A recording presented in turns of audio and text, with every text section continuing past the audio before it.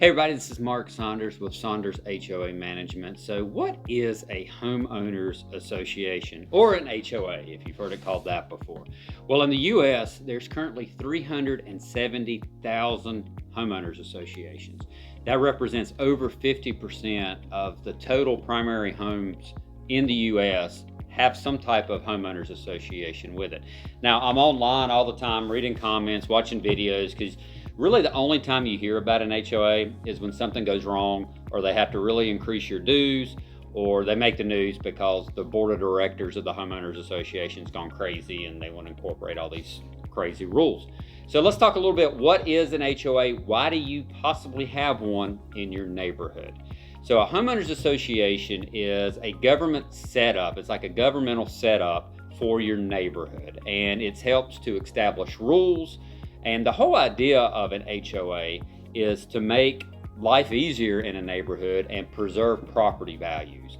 So if you move into a neighborhood and there's not an HOA, and you have the crazy person that owns a house at the end of the street, and they have 4 chickens and 2 dogs and a goat, and they're causing all kinds of problems, depending on where you live in the US, you might not be able to do anything about it. But if you're in an HOA, the homeowners association has rules in place to where that can't happen. And where a lot of people get upset is people move into a neighborhood with an HOA and then they find out they can't do something. Like something that we run into all the time is somebody moves into one of our HOAs and it's a townhouse unit. There's 2 parking spots. Well, the person that moves in has 5 cars. That's automatically going to cause a problem. That's going to cause issues with you in your neighborhood. So before you buy into an HOA, talk to your real estate agent, find out all the rules, and make sure that it's going to be the place that you want to live and that you can live the way that you want. If you have 5 cars, 2 goats, and a bunch of chickens, you might want to move out in the country somewhere where there is no HOA or homeowners association and you can do whatever you want. But the homeowners association, it is not there to fight with the homeowners, cause problems. It's really there to preserve the value of the property. Now, there's rules that you need to follow. They're called bylaws, restricted covenants, and all of that. But your bylaws basically sets the groundwork for what your association can do.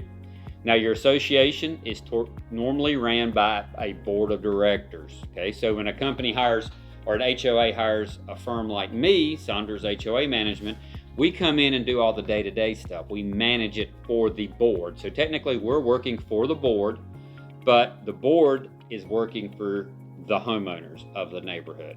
They are not paid, totally volunteer, and they should be the voice of the homeowners. Now, some boards can go kind of crazy, and that's why every year you will have an annual meeting, and you can get involved with the board. You can vote to have board members removed or anything like that. But this is a Cliff Note version of what a HOA is. It is there for the homeowners and should be working for the homeowners to preserve the property values. So if you're on a board or you live in a board or in an HOA, then check out my website, or actually click the link below. We have a free workbook that you can download that will help you understand important areas that your HOA should be looking into, and some potential red flags, some problem areas that we see a lot with associations. Be sure to click the link below to get a copy of that. Thanks.